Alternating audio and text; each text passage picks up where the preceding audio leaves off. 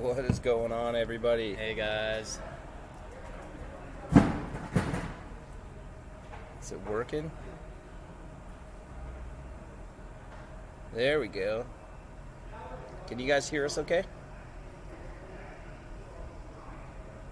Might be a little choppy. We're backstage at Countryfest here. Yeah, kind of in the middle of nowhere, Manitoba. Yeah. So let's just see if we've got, it shows that we've got half decent service, but we'll just kind of check and see. What's up, Mitch? So we're going to do our best to kind of give you guys a little bit of a preview of what we're doing here. So most of our regular Gear and Beer crew is actually up at Countryfest here in Dauphin for the weekend. Yeah. So like Manny's here doing patching and working for sound art. It's on. It's a live stream. You want to say hi, Al? Hi, how are you? Yeah. So what we're doing here, so I've been a concert rigger and stagehand for probably about like 22, 24 years, somewhere around there. And actually, this is where Manny and I met. Yeah, that's true. Yeah. Manny was running monitors for Sound Art, which is a local PA rental company out of Winnipeg. And Stobes and I, so normally a normal Gear and Beer is you doing audio, Stobie doing video or camera work, and then Sam and I, or possibly Bo and I. And this weekend, you're here. Stobes was supposed to be here, but he broke his foot. Yeah. Hey, Sean, what's going on? Hey, Sean. And by the way, it's Gear and Beer. We want to know what you guys are drinking. I have my trusty Stiegel Radler because it is way too hot here, and we were just up in the roof kind of that you see. We're gonna show you guys a little bit of what things look like here. Yeah. Just because we're on a big, I don't know how big it is, 40 by 60 festival stage here, Hanging Point. So we're gonna move. Hopefully it's not gonna be too choppy. We're just using a laptop with a road case. So, and we'll kind of tilt the screen and stuff so you guys can see without hopefully totally blowing everything out with the sunlight. So above us, what Manny and I were doing the last couple days. So we're hanging those points that you see, where you see those burlap sacks up there, and you can see all of the moving lights for the upstage truss here. And this is going to be the drape truss that's just right back here. Do us a favor, I keep always forgetting about all of the housekeeping things that we're supposed to do. Where it's smash that like button. If you like what we do, like and subscribe, and of course tell us what you're drinking. Yeah. Cheers. So Manny and I we were a couple minutes late. We literally came out of the roof.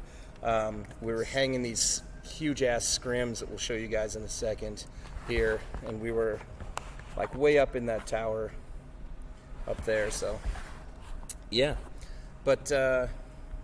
so it's been fun. We got to take scrims up and then put them down and then take them back up because we put the wrong ones up. And it was a bit of a thing today, but we got it done. Just finished up right before the stream. So yeah, it's a little bit of a weird one because this festival hasn't happened since 2019. So kind of coming back and getting everybody on the crew back together, trying to figure out what was done and what wasn't done. Yeah. I don't know what you did with your laptop. It's not this one. I think the Revv guy stole it. Yeah, we stole it. Oh, that's nice. What are you guys drinking tonight? English breakfast tea from you right now. Nice, Robbie. I'm down with that. Sean's got Kentucky bourbon ale. Nice. Waterloo cherry and Waterloo pineapple. Oh man, I really like the Waterloo Radler. Is really good. That's actually probably my favorite Radler. They didn't have it tried here. it. Yeah, it's it's pretty awesome. Robbie, you didn't know Manitoba Backstage is this big. You know what? This is a really cool. Here, check this out. It's a really, really cool venue. This one might blow it out, but And now I think we're okay. Okay, yeah. You guys can kind of see the amphitheater here. So it seats about 15 or 16,000 in total. So it's permanently built into a hill, and it's right on the edge of Riding Mountain Provincial Park here, which is a kick-ass park. And yesterday while we were setting up, just over maybe 50 feet in front of the stage, there was a black bear cub that ran by, which is a little bit nerve-wracking. Somewhat concerning. I mean, I was up in the in the towers. tower, so I was like, well, I don't think that bear's gonna climb steel beams to get me. But I think it was the same bear we saw today. no, we saw another bear today that was a larger cinnamon bear. Yeah. That it was more like a full-size adult bear. The one that was here, one of our not as smart crew members decided he was gonna throw rocks at it to try to get its attention, or I don't know if he was trying to scare it away or what he was doing, but not too bright, So, so I've been doing this festival. This will be my 20th year here as either a high rigger or stagehand. And it's run by really great people. And Revv has a really long history with this festival because it really is responsible for being kind of the stepping stone for me into literally every relationship I have in Nashville. If I hadn't been coming to this festival, none of them would have happened the way that they have. Like I said, you and I, absolutely, I wouldn't have known who you were. Yeah. So it's been kind of crazy, and I have another company that we do screen printing, and the festival, we've done their shirts and the scrims and stuff like that for years, and it's it was really cool that when Revv was starting out, we were able to bring amps here and kind of place them in the back line, and just whatever touring artist that came through would just have them try them out. Yeah, have them try them out if they wanted, and if they're bored during the day, come hang out in the backline area and give something a whirl. And that kind of springboarded a lot of the relationships that we have. And this festival definitely has a very, very special place in my heart for I started coming here when I think I was 19. Okay. So you came as an actual festival goer? No, I came here just working. Rigging? Yeah. Okay. And it was way different. Now there's a permanent, what you guys are seeing above us is a permanent roof structure. There used to just be this deck that we're on here, and we'd have to build an aluminum roof, the truck one in, and we'd have to build it and hang the PA and everything. So, hey, Pete, great to see you, man. That's awesome watching from the Philippines. Oh, sweet. We just wanted to kind of touch on this, and because we were what are we going to do this week?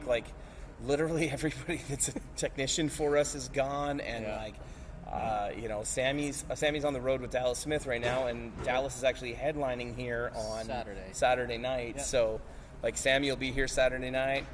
Brad, what's going on, Brad?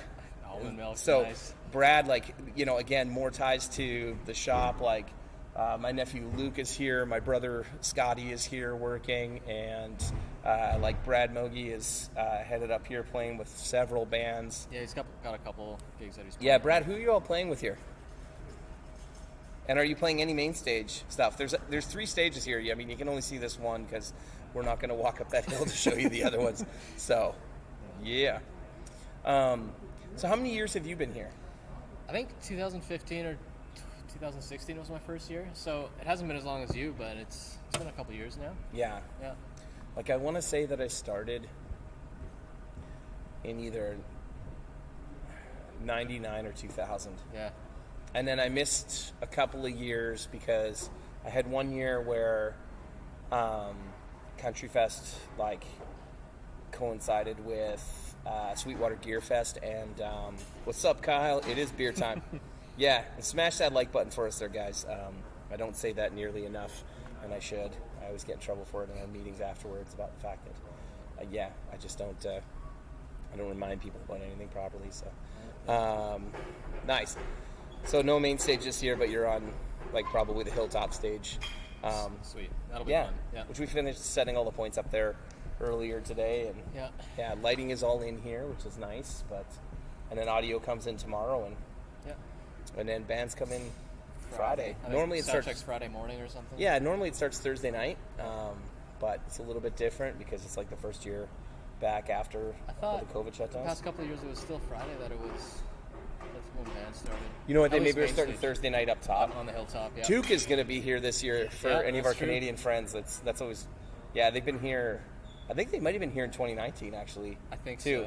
So. Yeah. It is strange because it's trying to remember. It's been essentially 3 years now. Yeah. Since we were last here. Even when we got here, we were like, oh yeah, how does that? what are we doing Yeah. again? What do we do with this? How does this work? And where does it go? Yeah. That's not good.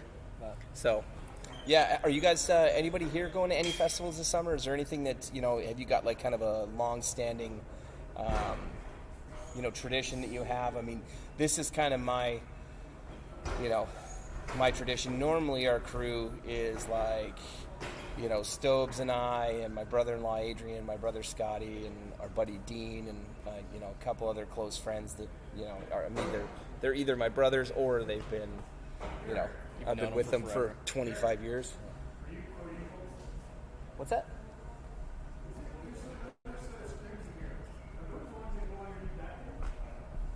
Maybe. We'll take a peek.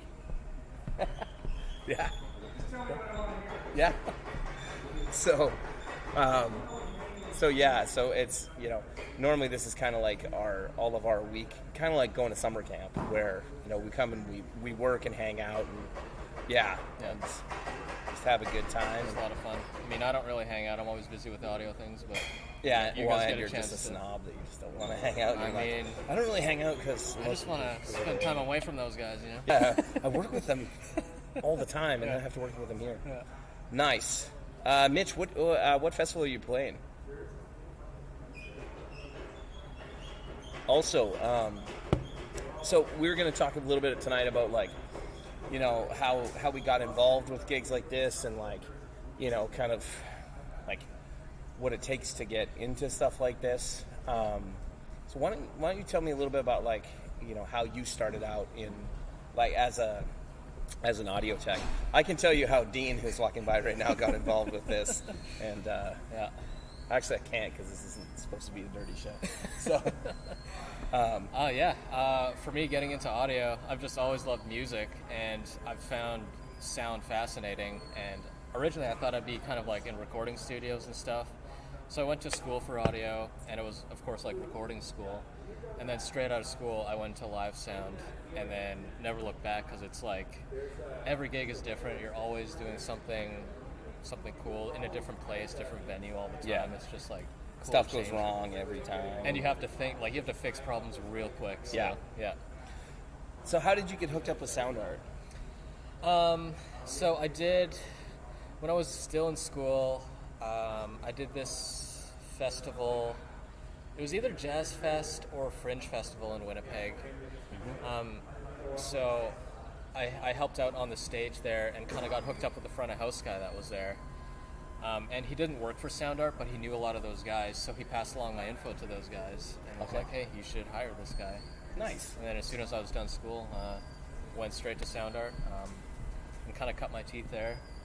Nice. Got to do a lot of cool festivals, and then started doing Countryfest, which this is kind of one of my go-to festivals. Really enjoyed here. So, they treat us really, really well. Absolutely. The same people have been in charge of this festival the entire time that I've been coming here, and I mean, I used to work other festivals where you're staying in a tent and you're, if you're fed by the festival, you're fed, just the worst food you can imagine, like cold, soggy hamburgers or hot dogs or something. And they take very, very good care of us here, which is awesome. What got you into doing kind of concert? So it's actually Stobes and I played in a band together. And before we had our actual real band, we grew up in the same small town, so we were constantly playing music together. And then one day, his dad called me and was like, "Hey, any chance you want to come help build a stage in Minnedosa, Manitoba?" And I was like, "Okay." And he's like, "It pays X amount," and I'm like, yeah, and I was like 18 or 19. Yeah. And Stobes was actually too young. He couldn't come. Oh, really? Because I think Stobie's 5 years younger than me. So Stobie was 14 or 15. Oh, wow. So I went and worked a couple of years where they were it was a Premier Global stage. Okay. If you've ever worked on those. So kind of like when you guys see the big stadium stages, like AC/DC style stages, stuff like that. I mean, those ones are normally out of Belgium, but a U.S. version of that. And so, I went and was just, pretty much they would call us meet with arms and say, like, you're going to do whatever. You're not paid to think. Just pick this up. Yeah. When I tell you to pick it up and move it over here and set it down. So it kind of started with that for me, and it was same idea, like where you say, you love live sound. I mean, I was just starting to play in like some really small bands, but I was going to tons of concerts. So, getting a chance to, kind of be on one of those stages, even though you're not playing, but, be on it and around the entire kind of festival atmosphere was really, really awesome. Oh, absolutely. And it was, it didn't hurt that, at the time, I mean, minimum wage was probably like $6 or $7 an hour, probably $6 an hour. Yep. And, they were going to pay me $10, $12 an hour to come to work on the stage. And I mean, it was crazy stupid hours. Like, you'd always be like, loadout was like through the, like, festival shuts down Sunday night, and You're as probably soon working as to like 6 to 8 a.m. or something. yeah, you work all the way through the night. They've got, gen sets out there with big floodlights. Yeah. And so I got started there, and then it just kind of progressed that the guy that had, like, Alex's dad was working, like Stobie's dad was working for this crew. Yeah. And the crew chief was Joe. Right, yeah.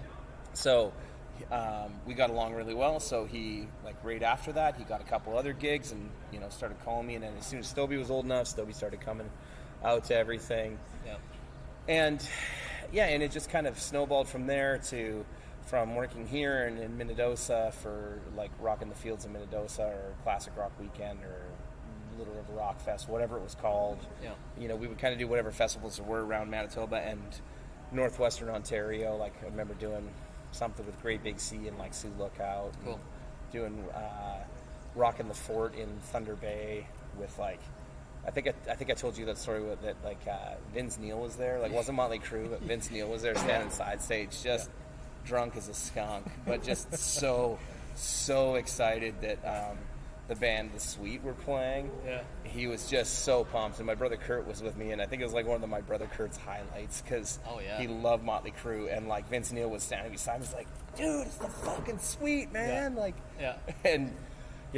And then watching the Monitor kid get fired on that gig was so much fun.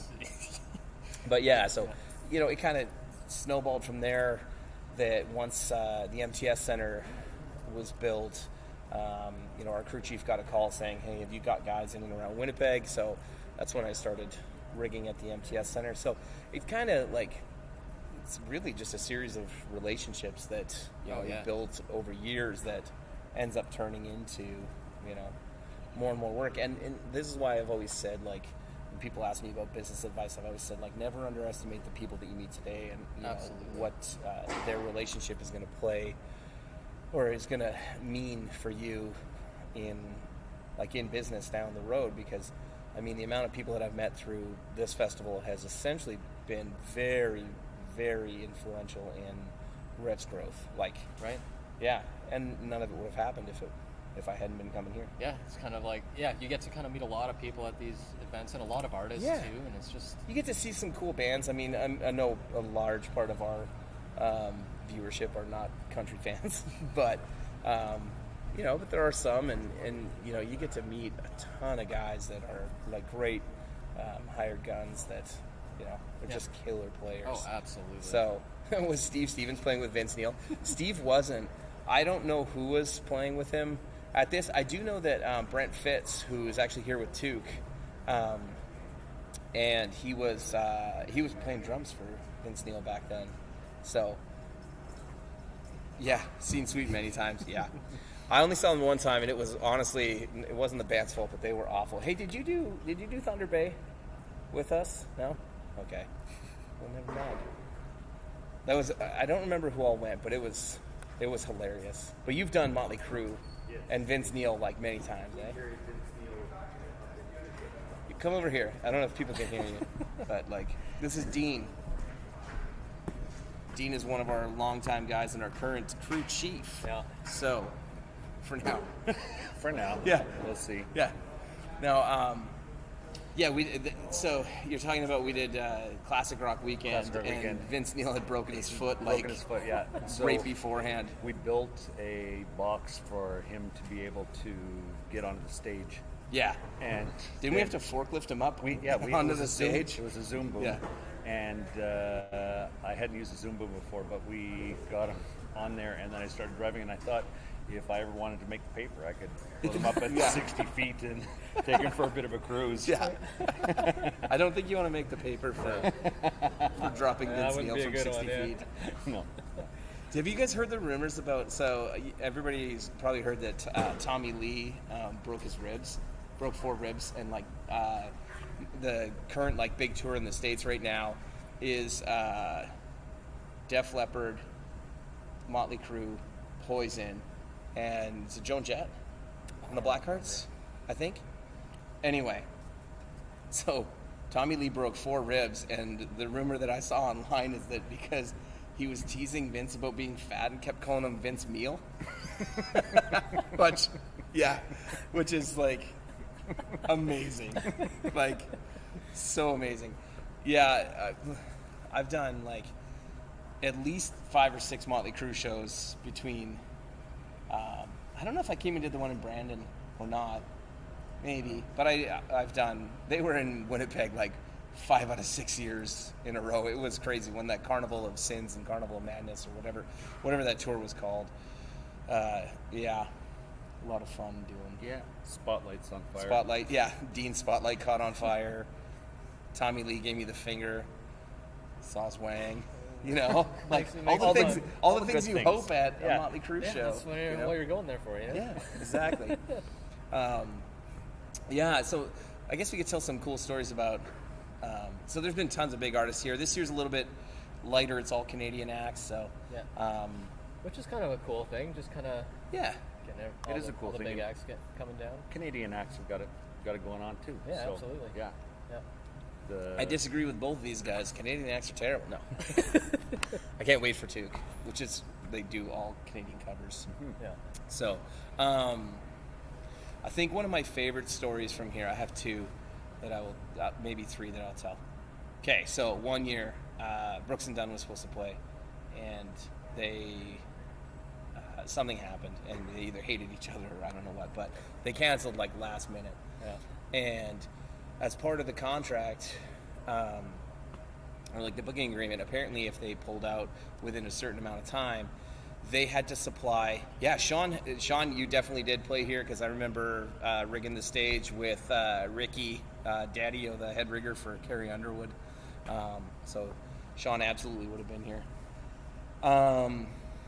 So Brooks and Dunn pulls out, and part of the deal was they had to find their own replacement of equal value as a headliner to replace them because it was a last minute thing. Do you remember this? So Keith Urban ended up being the replacement. Do you remember when Keith was here? Yeah. So my favorite thing about that was that like he first of all he came into town, and Dauphin's like a small community, like maybe 10,000 people. It would be close to that anyway. Yeah, in and around there. Like they're definitely, the population of the town more than doubles during the festival. And Keith flew in, and like during the day was in town at like the Walmart and like the A&W, like signing autographs and talking to people. And then before showtime, in the middle of the afternoon, he was standing side stage beside like Adrian and my brother, and you were probably there too. And he was standing side stage just watching bands, which you just never really see from headliners and players of that caliber. Like normally they have their buses that are out back normally, and they're on their bus, and they'll often come out and watch like some of the acts that are like, you know, the 7 p.m. on acts, like. Yeah. But to see, you know, a guitar player like that out here, or an artist like that out here at like 2:30 in the afternoon, just watching, you know, local people that got to get on the main stage was really cool. And and he was just super nice, and he had this kick-ass guitar that had like these crazy bright LEDs that when he walked out into the amphitheater, he could light up the whole amphitheater. And he actually did go out into the people without bodyguards and without much of anything, just having a good time. Hey, there's Stobes. Oh, how's your Alex. foot? Stobes was supposed to be here, and he dropped a console on his foot and Yeah. and broke it. Hope your foot's doing okay, buddy. Yeah. Yeah. Thanks for not You showing don't up. have a beer. You should have a beer. Well, nobody offered me beers. Well, yeah, you should. Yeah. Where's Luke? Hey, He can get Luke. you one. Dean needs a beer. Dean needs a beer. Yep. So, okay, my next favorite story. Can I tell my favorite story? Yes. Can you guys hear Dean okay? I can give him my. Yeah, here. You don't hear anything, but just that's where the mic is. All right. So, you tell your here. favorite story. That one, yeah. Is it about you or somebody being groped? No, it's not. I won't tell that story. It was amazing. So we were on stage and we were changing over in between bands, and so we were pushing a drum riser on over here, and we had to pull it over top of the mats, cable mats, and it's just hard getting in. And when we got over, there was this girl that walked right behind where we were going, and so I barked at her, "Hey!" And so she stopped and she turned around. Anyway, we got the drum riser out, and I felt kind of bad because I had barked. Yeah. So. Thank you, sir. So I was feeling bad. I went over to her and I said, sorry, I didn't mean to startle you. I just didn't want you to get hit. Yeah. She had tags, so I knew she could be there. Yeah. And I said, who are you with? Are you with a band? Are you a singer? Are you with a band or something? And she didn't really say. And the band that was on stage at the time, they were playing. I said, "Well, you're not good looking enough to be with the lead singer. You must be with the bassist." She was a pretty girl, so she just laughed. So we talked for 15 minutes on mosquitoes and holidays and how the trip was up. And anyway, she left. I didn't know. Anyway, she comes out about 4 hours later, and get up. She walks up to me and she does this, and it was Carrie Underwood, and I had no idea who she was. But I'm not really a big country fan. Right. I don't normally know who's playing at things. Yeah, But me neither. yeah. Well, I remember, so this is a different story than what I was going to tell, but I do remember standing side stage, like, while the band was sound checking in the morning. So they weren't playing yet, but they were, doing their check, and this guy walks up, and he's older, and he's talking to me for same thing, like 15, 20 minutes. He's from the South. It's really easy to tell, right, that he's not from here. And super friendly, but he's just wearing a baseball cap, t-shirt, and jeans. Yeah. And I'm like, he's like, sorry, what's your name? I'm like, oh, I'm Derek. He's like, hey, I'm Neil. He's like, I'm going to be the guy up front there later on tonight when you're here. And it was Neil McCoy. And I was like, no, you're not. And then sure enough, like Neil McCoy walks out later on. And, I remember what it was. It was his band that was checking is what it was. And I was talking about his drummer is Lester Estelle Jr., who is the original drummer for, or not original drummer, but he was the drummer in Pillar. Oh, okay, And Lester is like just a monster drummer. He plays with Kelly Clarkson right now. Yeah. Just unbelievable. And I knew him because my band had played a bunch of shows with Pillar, and he was, and still is one of my favorite drummers to watch. So I was just standing side stage, and we were talking about that, and I was like, I'm like, that's Lester Estelle Jr. I love him. He's like, oh yeah, he's great, eh? I'm like, yeah. He's like, that's my drummer. And I'm like, no, it's not. You're the bus driver. You're the truck driver. There's no way that you're the dude. Yeah, he's the dude, yeah. All right, so my second favorite story from here is about Alan Jackson. Which is not necessarily a nice story, but it's a story. So Alan Jackson is here. He's getting paid $400,000 to play. And we had to build like a ramp with carpet, I believe, on it from the loading dock, which is literally just a deck with some stairs on it. Yeah. It's a decent size, but it's a deck with some stairs. Yeah. We had to build like this walkway for him so that he didn't have to set foot on the ground. And I don't know why. I don't know if it was like, I don't want to be here, I don't want to touch the ground, but like his feet could not touch the ground. It had to go from there to his bus. And anyway, he doesn't come out for sound check or anything. He's in his bus all day. What's weird is, or I shouldn't say what's weird, this happens a lot, but like they drove his bus here from Nashville. He flew in on a private jet, and then went and sat on his bus until showtime. Yep. Come showtime, we're standing backstage waiting, and he comes up into the backline area, and his tour manager, I don't know if it was tour manager or what, or just regular manager is standing there.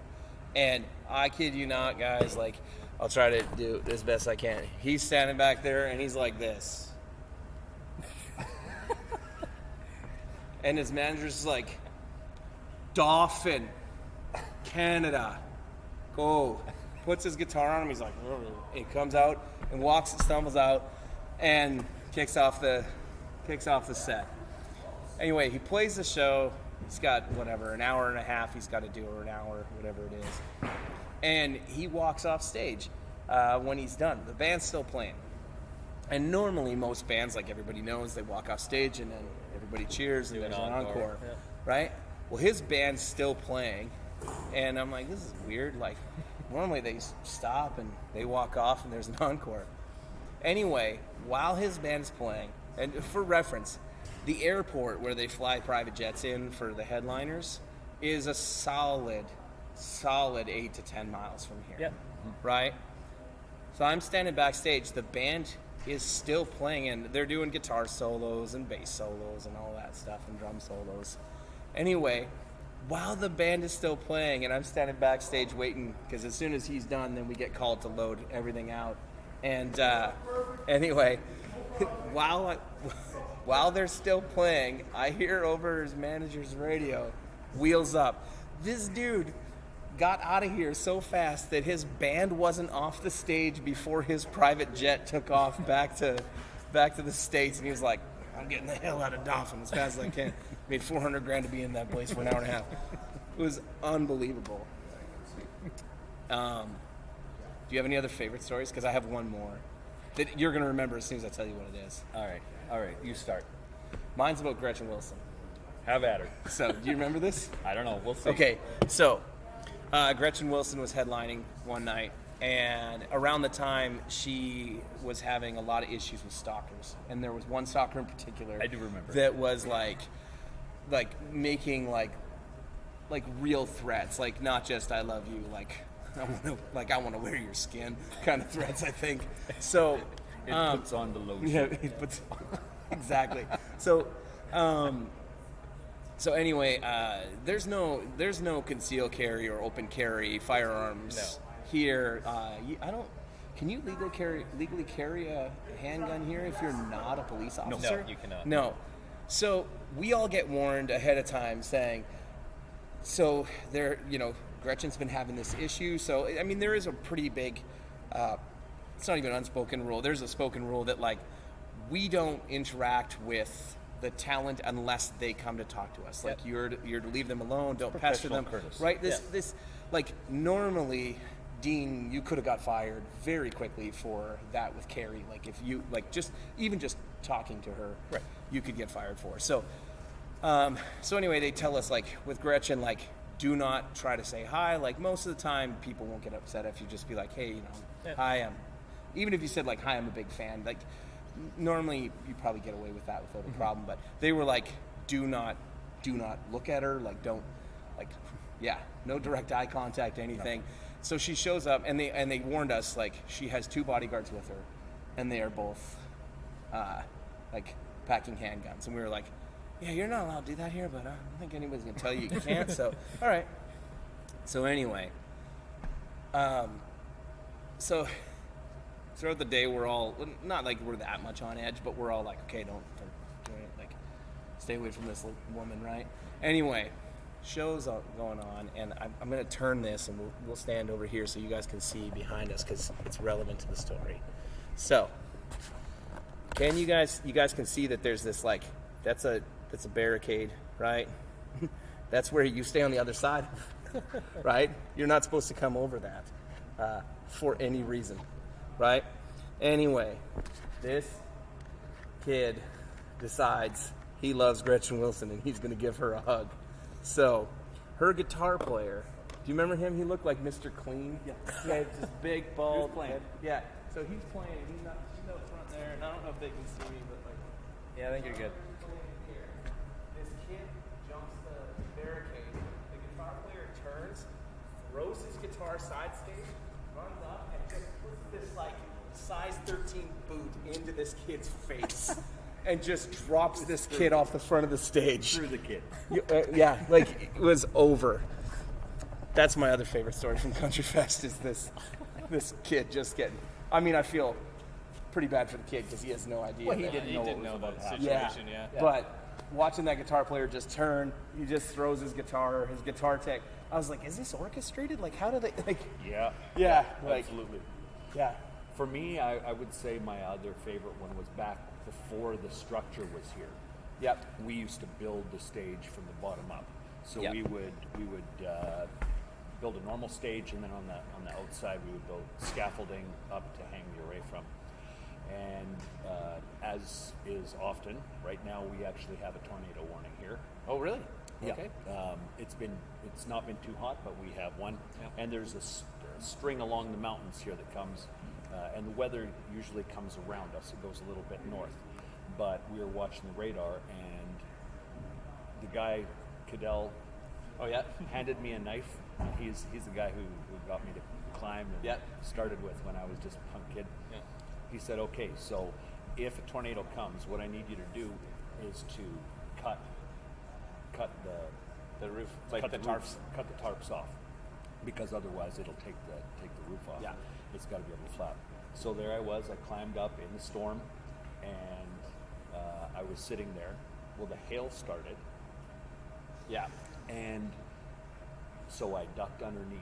The hail came down, and the roof was slanted back to the wall, and back against that wall. I remember right this. there. The hail was 3 feet high. at 3 or 4 feet high Yeah. behind the stage. It looked like it had snowed in Canada in July. In July. Wow. Yeah. While it was Yeah. 30-something Yeah. Celsius. So digging yourself through the roof, which wasn't an easy thing to do. No, I Yeah. mean, like the roof that we're in here, like it's pretty awesome. Like just so you guys can kind of see. So up in there, it's hard for you to get a gauge of this, but from where, like we walk along those beams where you can see those points, and I can stand up in there, like fully stand up. Like there's 6 feet almost everywhere. Like towards the like outer edges, it's a little tighter, but for the most part, I can stand up completely in the roof. In the roof he's talking about, it is a 2-foot truss that you have to climb through, which is why I normally didn't have to do that because I'm fatter than Dean. So they didn't want me getting stuck in there. Which also wouldn't have been the first time. No, it would not. Nor the last. Yeah. Yeah. So I'm trying to think. I've had tons of fun stories. I remember Big and Rich, the monitor guy, getting fired here, and like was it Rich that was freaking out I think so. and like got pissed off at how his monitor mix was and went and put his cowboy boot like just right through one of SoundArt's monitors and just totally cooked it. Yeah. Yeah. Do you remember when Florida Georgia Line came? Oh, I do. Which time? So the first time. Oh, I don't remember. I wasn't here for So the first time. the first time they were here, that was before they had hit. They broke. So they got booked before. They got booked before. And they were so unhappy because they were here and like I know the festival paid like 30 grand for them. Yeah. And they were at that point now getting like 400,000 or 500,000 a night to play. Yeah. And they were also not playing on the main stage. They were Oh, playing, yeah, okay. They were playing up top. Yeah. So, and that was, we have lots of good bands that come up there, but to have them up there, and it was a tiny stage. Like it was, it was only maybe 3 Feet high. 3 feet high, and then it had this little wooden railing in front. So the place gets packed. I mean, people were standing on the poles, like they were hanging off. It was just absolutely packed. So they got Scott and I to go up and help with security. So while we're up there, we're getting ready to play. They're not out yet, and somebody tossed a beer can. Oh, And then there were a few other things that started hitting the stage, just because people were excited and whatever. Anyway, it knocked off the tuner on the bass guitar. Okay. So the tour guy, the tour manager, whatever, he says, "We're done. We're not going to do it." So he starts hauling everything off the stage, pull it off, and so we're ripping and tearing. So you set up, and you have everything that comes out of a case, things go out in order, you hook them up. All very specific. That's right. Yeah. All very specific. So he's just get it off the stage. So we're pulling things. He's just unplugging things, and we're hauling it back. So he goes back and talks to them and says, "You got to say that we're not going to play." And so I don't know the dude's name. Yeah. He comes out. And he said, "I heard the tour manager talk to him. So you just got to tell him we're not doing it." He's like, "Okay, I'll look at it." He walks out. Everybody's cheering and screaming. He says, "Don't worry, folks. We're going to be right back on stage. We're going to set right back up." And the dude was just screaming in the background. So that we go back, and now you're trying to set up. Yeah. Right? And it takes longer, and everybody's going, yeah, that was the deal. Oh, I mean, the amount of times I've seen managers or tour managers who are trying to either like make an impression or cut their teeth or whatever, that they come in kind of guns a-blazing, and you're like, look, Slow down. this is all we have to deal with. is it. Like, This is we're it. not in an arena. You can't hang your video wall. You can't, like, you can hang it, but the roof will come in and crush your band. So, and we will all get sued. So let's not do that, because it's a bad idea.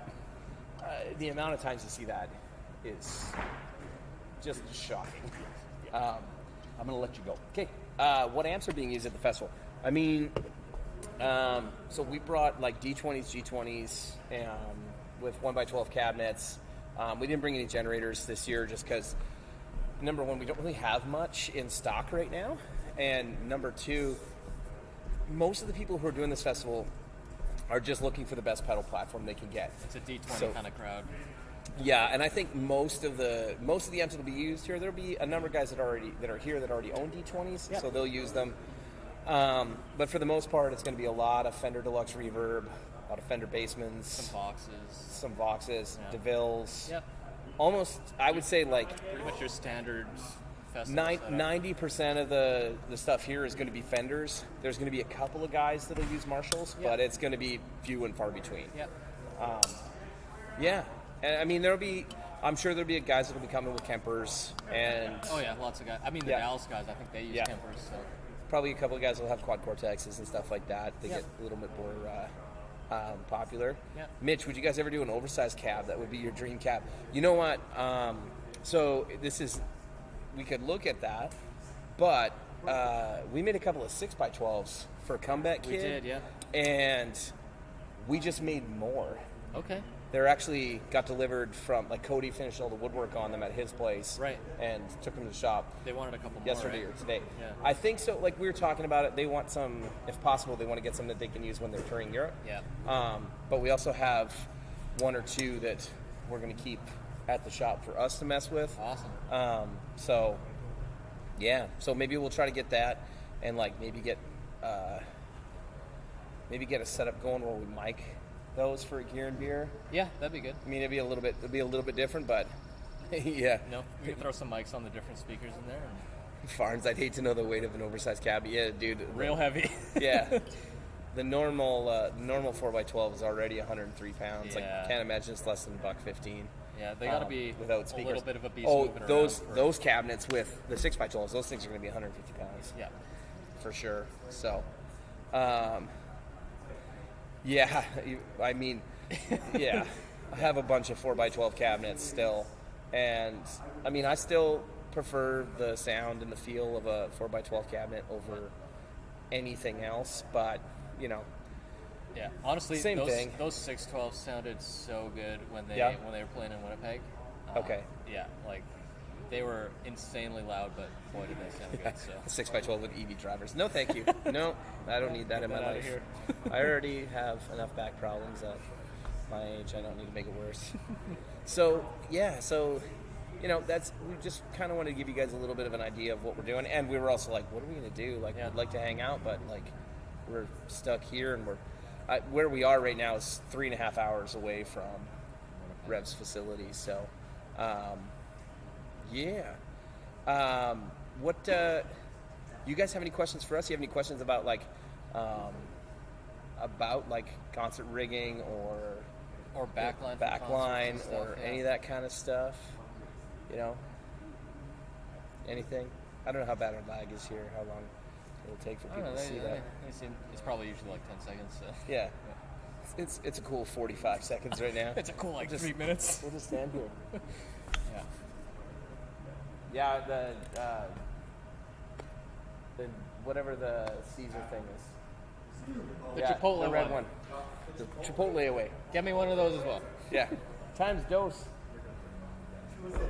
Yeah. So yeah, I do have a guitar here. I saw somebody said give me a guitar to do the guitar flip. None of the guitars that I brought here. None of the ones I brought have strap locks for one, and two, I brought my 91 Les Paul, or you brought my 91 Les Paul and my Schecter NJ. So no, I don't really feel like ruining my Schecter and then having Schecter tell me that they can't get me another one for 2 years. Yeah. Yeah, exactly. No, thanks. Yeah, no thanks. Anybody get any cool new gear this week? We haven't really talked about that. Oh, yeah. I got a bunch of stuff that's still in transit, but like the SLO 100 and all that stuff is still in transit. Okay. But I didn't buy anything else new because, I was coming here. This was and I'm coming like, up, I don't need. It's like, oh yeah. These look disgusting. Oh, come on. Do Sorry, they? guys. Why, you don't like these? No, they just look gross. Oh. Everybody say hi to Luke. Hello. Yep. Luke's gonna come on one of the Gear and Beers soon and teach us how to play Alice in Chains. Yeah. So I say that every time he comes on. It's gonna be like Jimmy Kimmel always saying sorry to Matt Damon. Exactly. Sorry, we It's always ran gonna out be of the time same. for Matt Damon. Yeah. Man. Manny, do you want anything? Oh, you got that? Yep. Thought that was Okay, how much of that trussing and whatnot stays in the venue when you leave? Like, are you essentially building from the ground up? You do audio, stage building is foreign to me. Oh, so nothing that we're here, like this is an outdoor, it's a permanent roof, but nothing here None of the stays. rigging stays. None of the, all that stays is the actual structure. Yeah. So, so we're, all the scrims will come down, all of the trussing and lights. So right now there's 3 sticks for the flown lights with, what do we have for, so they got strobes on the front and they got blinders on the front and then 8 movers, Max 700s on the front and then More movers on the middle here. More blinders. more blinders. If you're in the crowd Lots this of year, blinders. you're going to be very blind. That is a lot of blinders, actually. I didn't notice before. Yeah, there's probably 30 or 40 moving lights. And then the ground package stuff. So all of this stuff is just, ground but package. literally nothing stays in here. The points all come out on the last day, and Yes. We work till 2 or 3 in the morning on Sunday and then come back Monday morning for a bit. Yeah. UA Ruby Vox pedal sounds great for cable methods through the generator. Nice. I've been interested in trying some of those new UA pedals. I want to try some of that stuff out. They look pretty cool.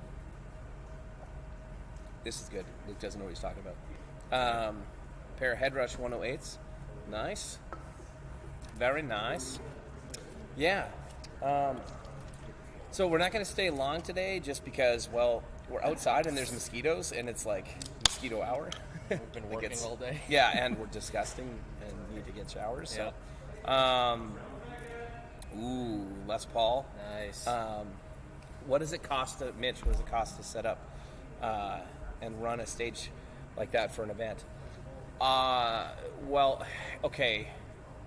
If you're just talking about crew, PA, and lighting and video, I don't actually know, but I'm going to say there's 3 stages here, and I would say all in, it's probably north of $250,000 for the weekend. I would say so, yeah. And then talent, it's I've known years here where literally they're paying Headliners are $1 million or more. they're paying $3 to $4 million in total for bands. This year will be a lot lighter with it being all Canadian talent. It's smaller bands, so got a Les Paul Standard 60s Lemon Burst a few months ago. Yeah, that's nice. Sounds awesome. Love the 60s neck. Talent is all over the place, I'm guessing. Yeah.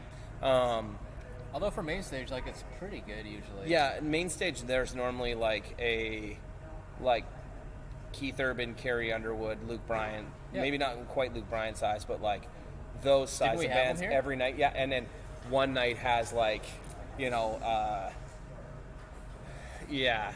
Luke Bryan or who's another huge one Toby Keith.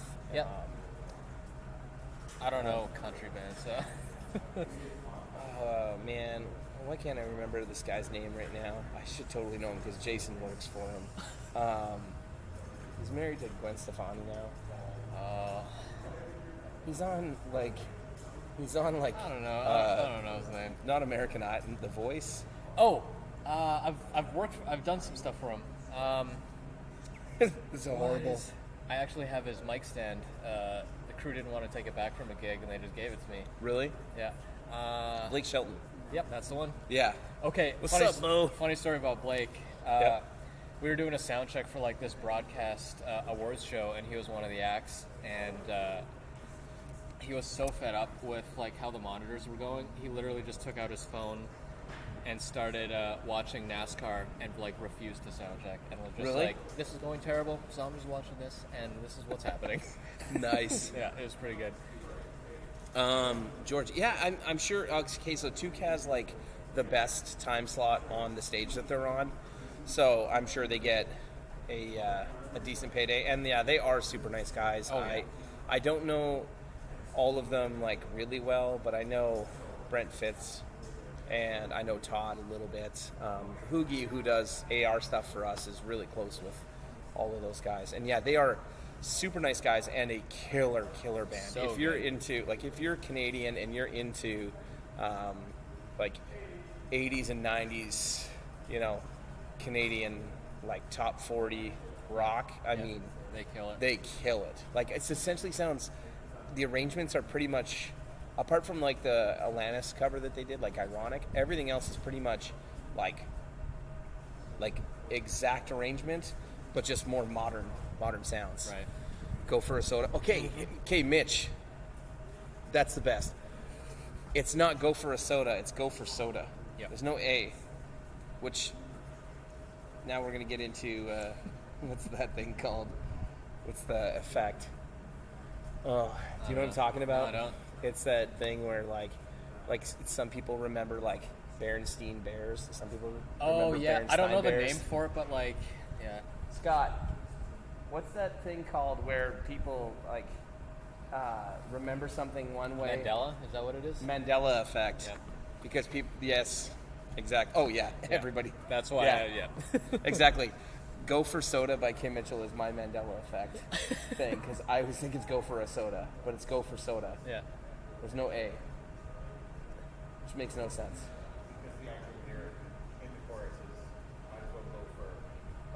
It is not. I think I just blew my brother's mind. I think he's like, everything I know is a lie. Yeah. There are universes that are crashing into each other at the same time. Yeah. Yeah. Yes. All right, what else do you guys want to know? We're you can see like a bunch of our people, like Mitch just showed up here. A bunch of our people are just standing off stage waiting for us to quit drinking and talking. To be done. I'm like, can you guys just shut up so we can go and like do absolutely nothing at the hotel? Yeah.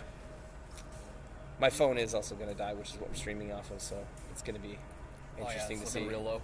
Yeah, it's going to be interesting to see how much that costs. Somebody should tell Kim Mitchell.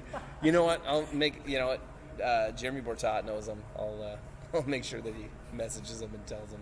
I'm sure it'll go over great. Like, how could it not? What stage is Threadline playing on?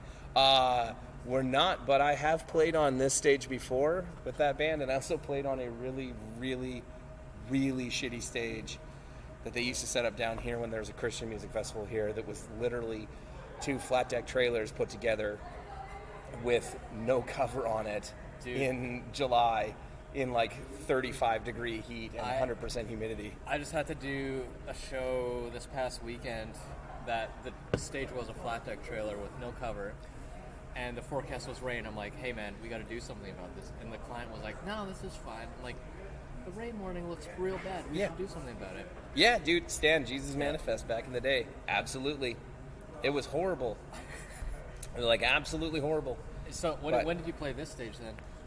During Jesus Manifest, oh, so cool. just a different time slot. Okay. Yeah. I didn't even know that was a thing. This? Yeah. Oh yeah, way back in the day I saw like Audio Adrenaline here and like When did that stop happening?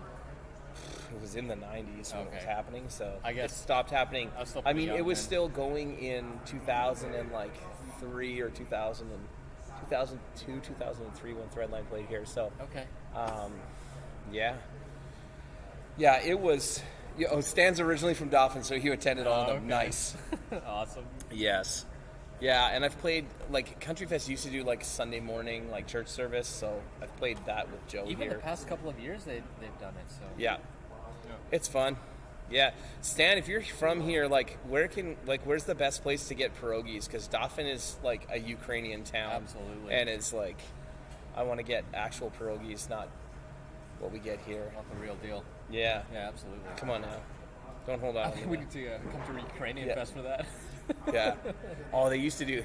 Everyone says that. Everyone says it's either my mom's house or my Baba's house. Absolutely, always. Yeah. Yeah. Yeah. I remember asking this other kid who's been working here since, like, man, I think he started when he was like 12, and now he's in his 20s. Yeah. He's been here for a long time, and I did the same thing. I'm like, hey, where do I go get pierogies? He's like, my Baba's house, and I'm like, Yeah. I can't go there. Like. I probably could. Unless though. you're bringing them like, to me. Yeah. Yeah. I bet you I could show up and I'll be like, Honestly, Yeah. they'd probably be Yeah, like, like, you know what, come on in. your grandson Justin was like, Exactly, this yeah. is the place. Yeah.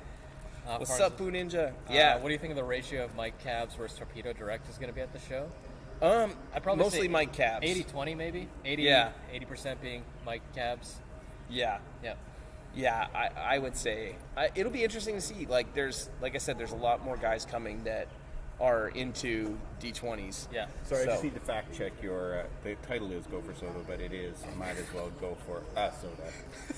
Yeah, Official lyrics. Official lyrics. unless that's actually from Kim Mitchell's website or from his mouth, and if it is, I'd like to Is see he an the dumbest average of person multiple. ever for putting. Yeah. I like to see some Yeah. cross references, yeah. Yeah.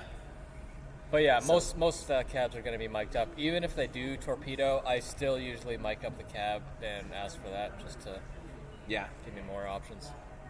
There will be more direct solutions at this festival than there ever have been because the D20 came out in 2019, and like the last time we did this festival, we would have barely had any that we could have brought. Like we probably had one that was here that we could show somebody because we were Right. just starting to ship them, Yeah, that's and true. it was very, very late. Like it was the beginning of June that we were starting to ship, so this would have been this would have been the first one. Nice, Robbie.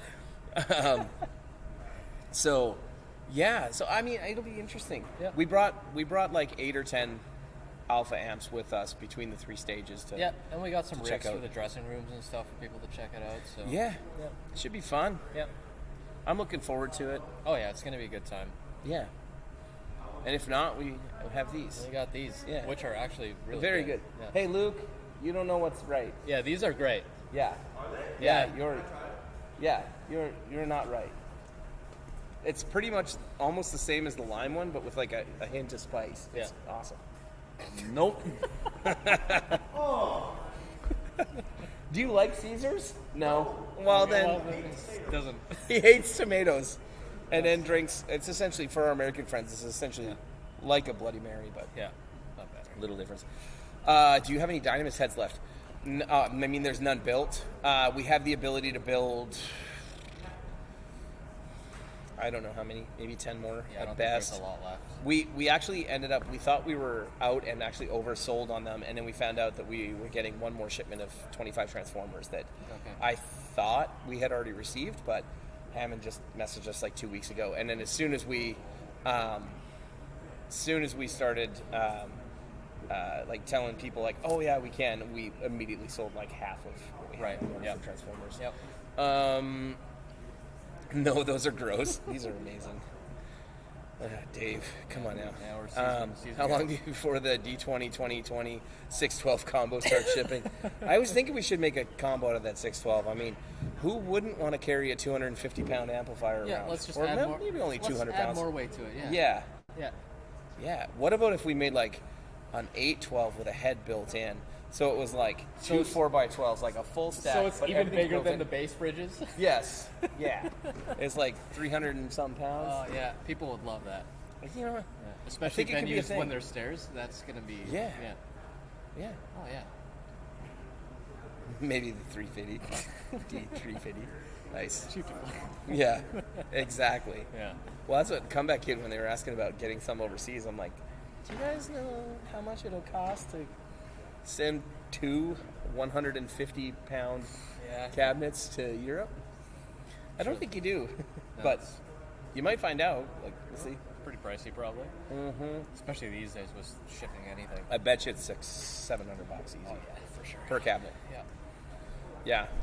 You'd buy a G20 1x12 combo. Okay. Well, That's actually a good point. Like, are you guys really that interested? Like, I've always kind of shied away from combos. I like heads and cabs, so I would rather use a head with a 1x12 cabinet than I would have a 1x12 combo.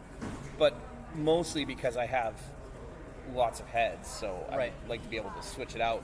I think for me, like I like the convenience of a combo because it's just Yeah. like you grab it, you're good to go. Go to the gig. You don't have to. Even for high gain, like I always want high gain to be. I mean, I don't play Bigger high cabs. gain Oh, really, yeah. so. Oh yeah, bigger cabs for high gain. I think that's a better option. But Built-in hand truck. Nice. All right. Well, guys, I think we better say goodbye. We're getting the stink eye. yeah, So, yeah. Thanks so much for hanging out, guys. yeah, it was great. Next week, I think it's going to be Travis is up Okay, in sweet. Nashville, Awesome. doing something a little bit different. Is there anything I forgot to tell you guys? Anybody get a tilt? Curious. Yeah, grab some tilts. I put one on my board, and that's kind of my go-to right now. So Nice. Kyle sent me a list of things that I'm supposed to say. Do you Yeah, guys I want know. to hear what Kyle said that I'm supposed to say? well, you That told I me can these read? things earlier. I and can read off of my phone I to see what they completely are. forgot what they were. I know.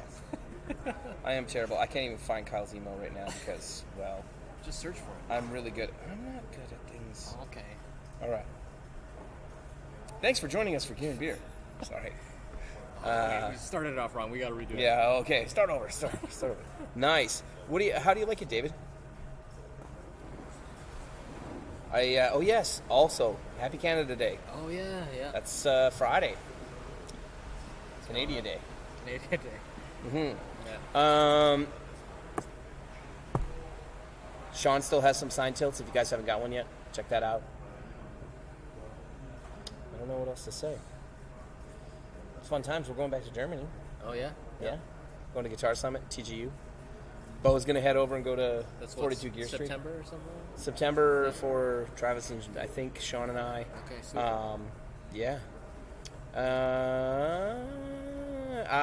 Kyle wanted me to mention that we've been asked a lot for a demo of how the tilt stacks with the G Series pedal. Yeah. So Sean's got that coming up on his Rev Time video. So if you guys don't, I don't know if you guys watch the Rev Time videos that come out on Sundays. That's Sean's weekly video. Yeah. A lot And, of cool stuff that he Yeah, that he puts out. man, the hybrid picking thing that he did. I've been Oh, yeah. wanting to learn how to do hybrid picking for so long, and I watched this video and I was like, I'm gonna be able to do this or figure it out soon. Mostly because I don't practice, Right. which I should. Yeah.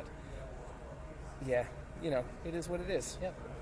So, yeah, we'll see how it goes. Anyway, thanks for all your support. Like and subscribe. Yeah. Thanks, guys. We got some other fun Gear and Beers planned coming up, especially through the summer. There's more bands that are coming through Winnipeg, so we're going to try to get more and more guests on. Yeah. There's So- some cool stuff coming up. Yeah. Yeah. You're trying to do the hybrid picking right now. I know. I tried like a couple times, and I was like, geez, I can't figure this out. Yeah. It's it takes a while to work on, but Yeah. So, yeah. All right, guys. Thanks so much. And, well, I won't see you guys for a couple weeks because I'm on holidays right after this. So, I'll be see there. you. Yeah. Manny will be around. Yeah. Travis will be around. Maybe Sean will be around. I don't know who's all hanging out for what. But Oh, we'll see. all right, guys. Cheers. Cheers. Get some cool gear. Yeah. I want to hear what you guys got next time I'm back. I'll have some cool stuff to flex on Sammy about. That'll be my favorite thing. I've been able to flex on Sammy for so many weeks now. That's true. Yeah. Now it's time to flex Yeah. on him again. Yeah. Yeah. All right.